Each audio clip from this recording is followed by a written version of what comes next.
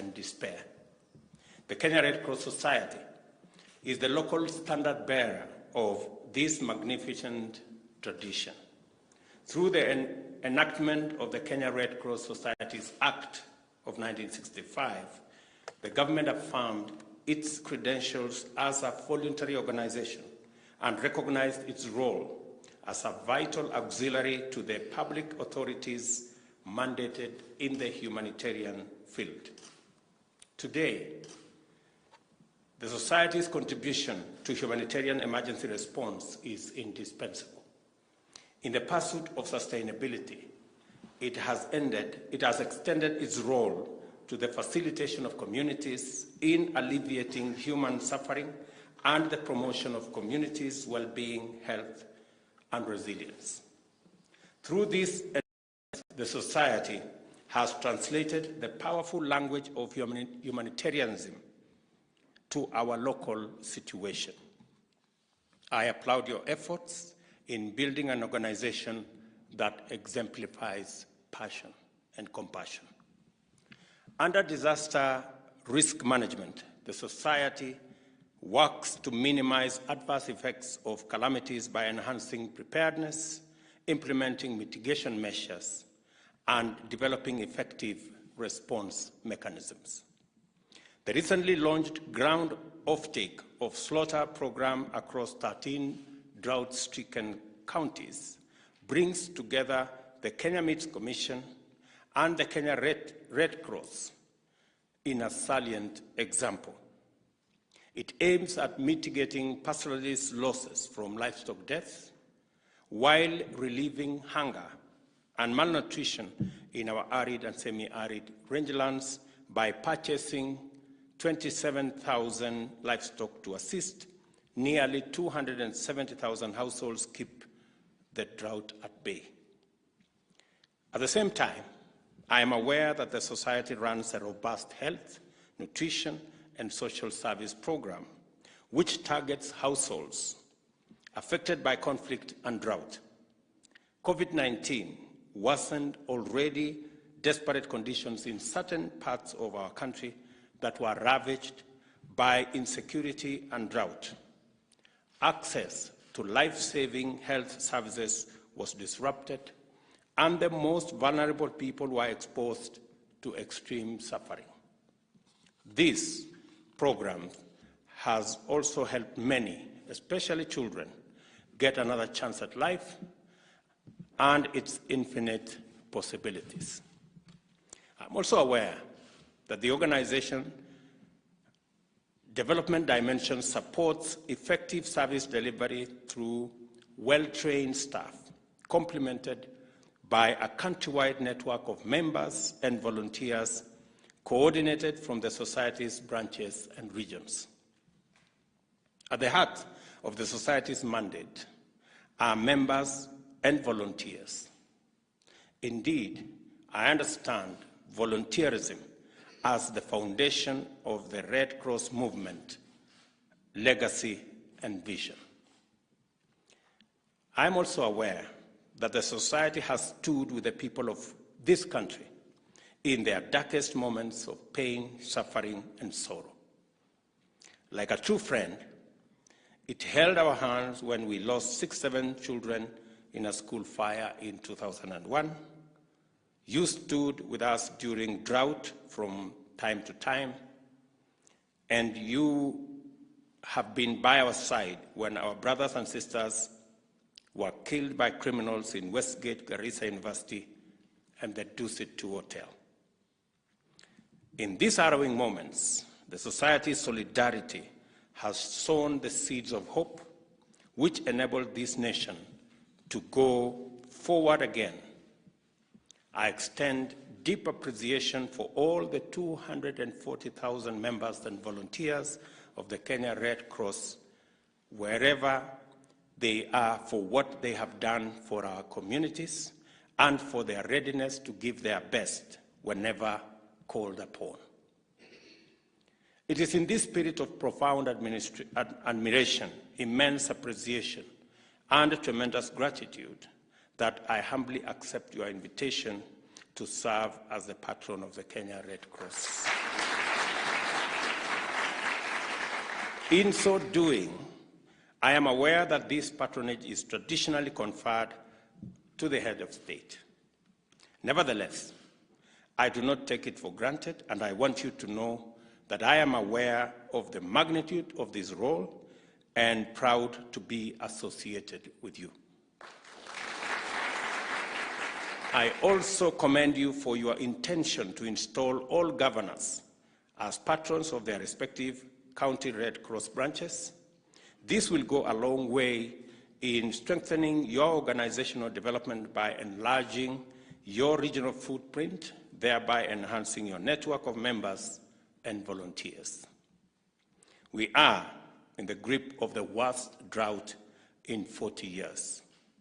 We have a lot of work to do in mitigating its effects, doing everything we can to ensure no life is lost and building resilience in our communities.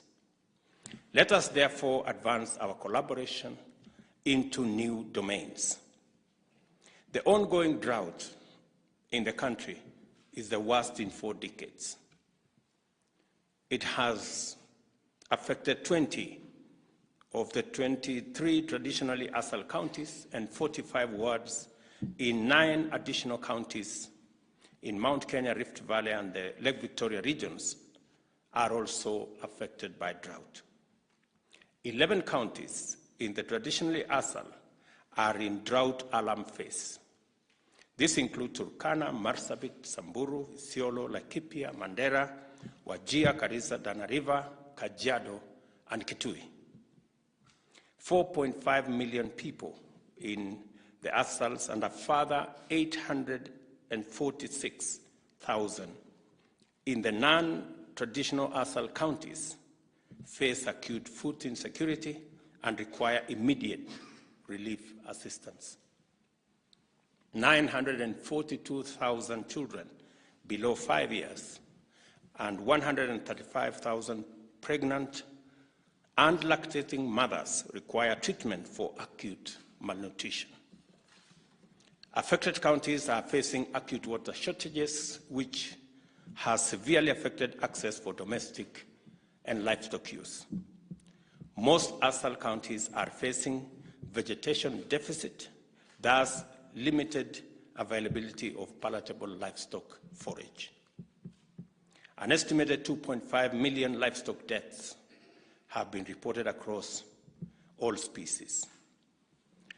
The national government, as a result, set up a drought emergency team led by my deputy, and they have been in consultation with all the stakeholders from within and without, and I want to thank our development partners and many countries and individuals and organizations that have come through to help us manage this situation. We have already deployed 300 million worth of food to 10 most affected ASAL counties. This includes Mandera, Wajir, Marsabit, Isiolo, Baringo, Garissa, Turkana, Kajiado, Samburu, and West Pokot. The food included about 20,000 bags of rice, 24,000 bags of beans, and 7,000 cartons of corned beef. The government allocated an additional 900 million for purchase of more food, and the funds were deployed for the procurement of 66,000 additional bags of rice, 88,000 bags of beans, and 60,000 tins of corned beef. Distribution of this food is ongoing in 29 counties. These interventions are being undertaken together with stakeholders, including development partners, UN agencies, international non-governmental organizations, private sector, and local community organizations. We have revamped the county teams that provide the framework for both the private sector, government, development partners, and humanitarian organizations like the Red Cross to work together in a seamless manner so that we can reach all corners of the country with food. And I want to say that this morning we have made additional 2 billion shillings available for the intervention on purchase of food under that program, out of which 240 million shillings will be made available to Red Cross, in addition to money that has already been pledged by other organizations, KEPSA and Kenya Association of Manufacturers. Yeah, those two organizations have already pledged 340 million shillings that will be given again to Red Cross to assist in purchases of food, especially in areas where we have sufficient food stocks because of the harvests, in Western Kenya, in Rift Valley, in Nyandarua, and various other regions where we have food surplus. We have agreed with the management of Red Cross that these 600 million shillings, 340 from the private sector and 260 million from government, a total of 600 million shillings, will be used in that intervention in the context of what we are doing additionally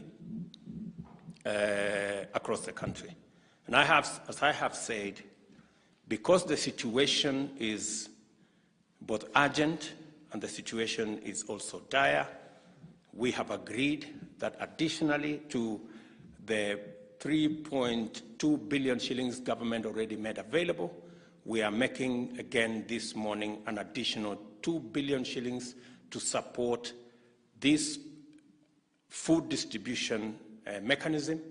And later in the week, I will be meeting with other development partners to agree on a budget that will support and make sure that no Kenyan suffers death from this intervention. We are also making 200 million shillings available to Kenya Wildlife Service so that they too can support wildlife that are dying in huge numbers in our national parks and in our national game reserves, so that they can track water and other facilities for our wildlife.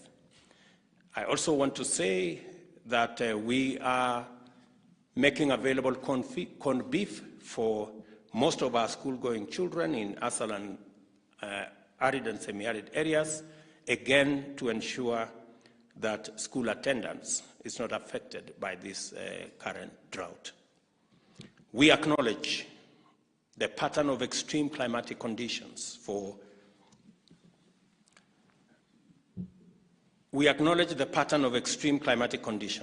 of alternate drought and floods in various parts of the country as being connected to climate change. I request you to use your existing capacity to mobilize communities and volunteers to complement our tree planting program.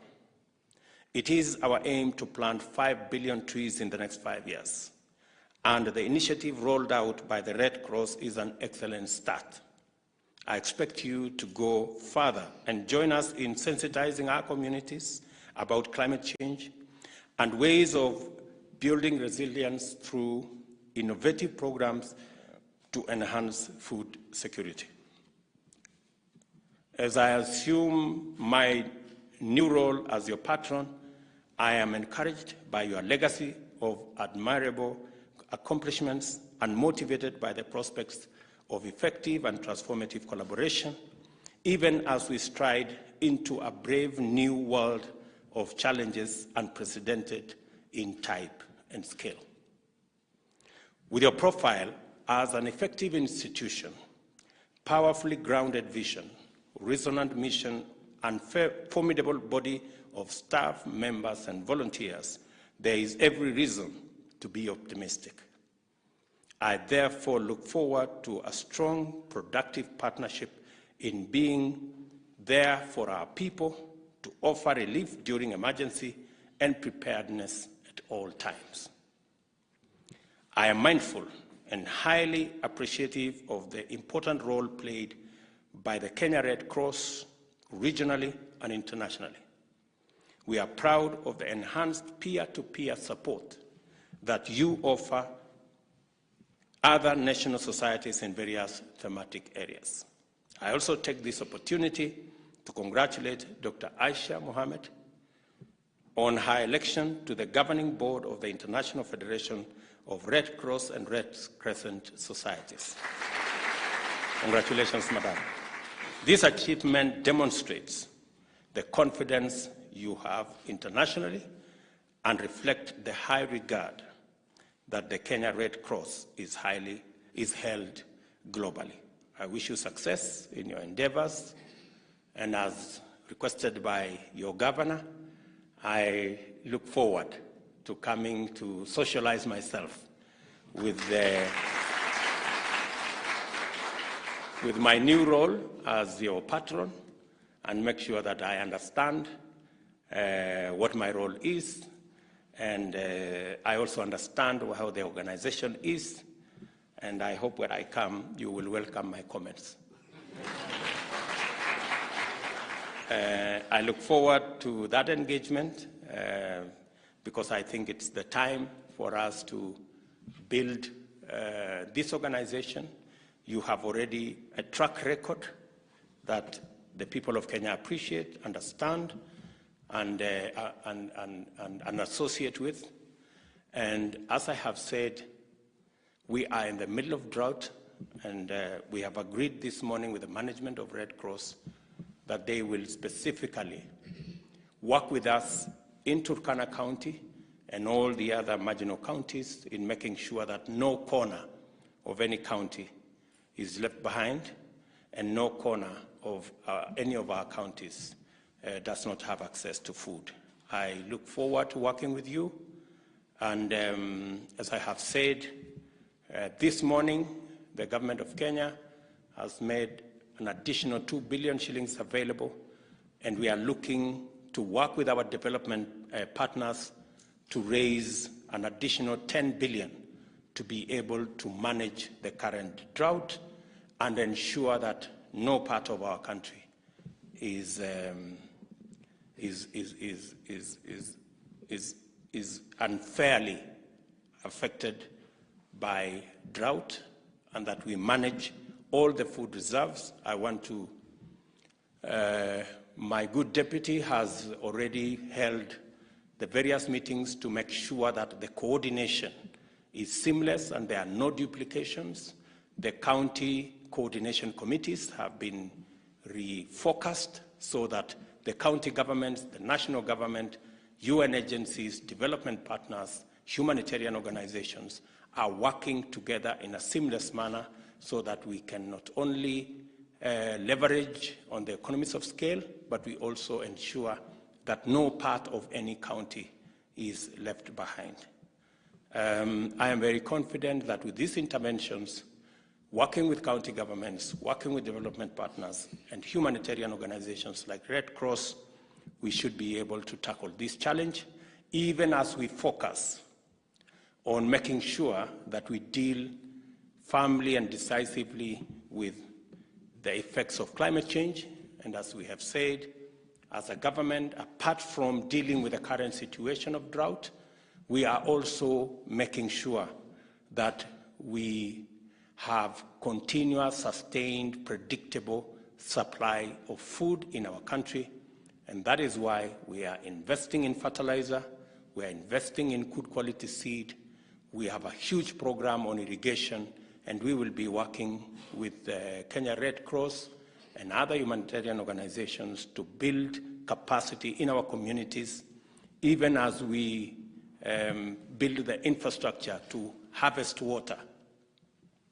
And we have said that the first 100 dams are already in the works with our Ministry of Water and Irrigation, because we want to bring at least double the area under irrigation from 670,000 to 1.5 million acres in the next 3 years, and begin the journey to exploit the full potential of 3 million acres to be put under irrigation in our country as a mechanism of ensuring that we have constant, predictable supply of food, both for human beings and for our livestock, as we seek to create a country that is sustainable and that is food secure.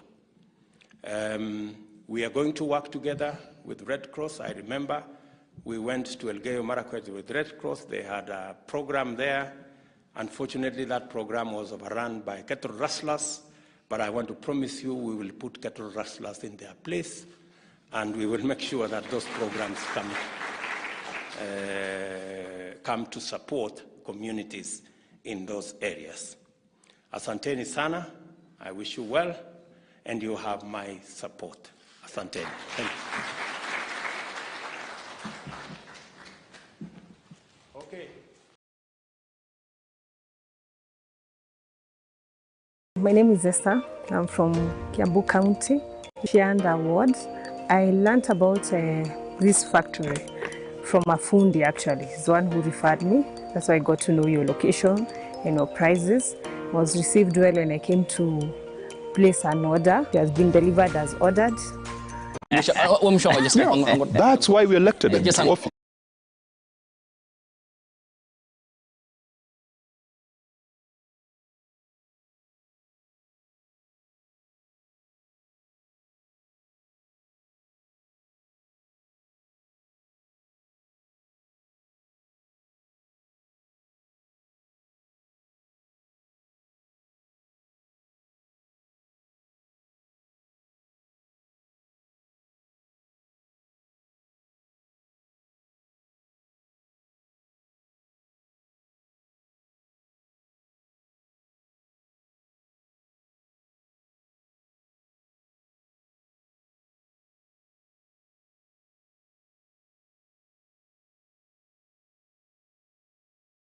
To people tormented by anguish and despair.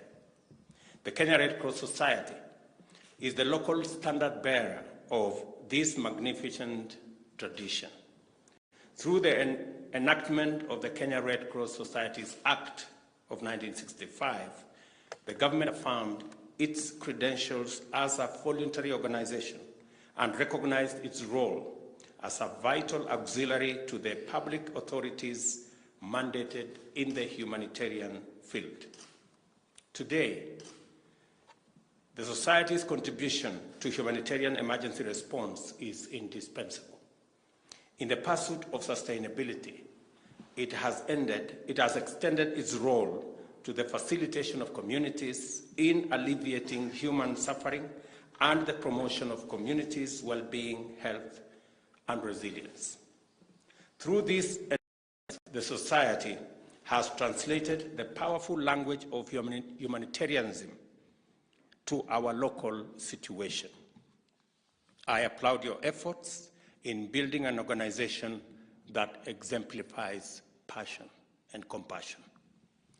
Under disaster risk management, the Society works to minimize adverse effects of calamities by enhancing preparedness, implementing mitigation measures, and developing effective response mechanisms.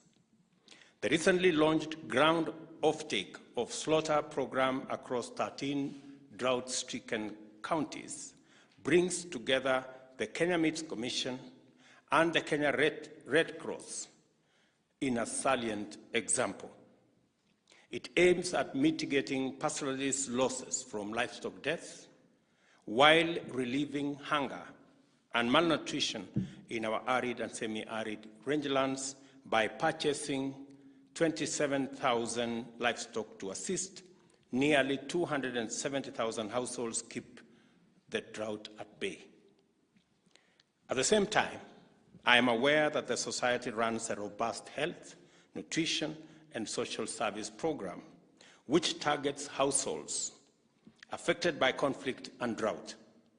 COVID-19 worsened already desperate conditions in certain parts of our country that were ravaged by insecurity and drought. Access to life-saving health services was disrupted, and the most vulnerable people were exposed to extreme suffering. This program has also helped many, especially children, get another chance at life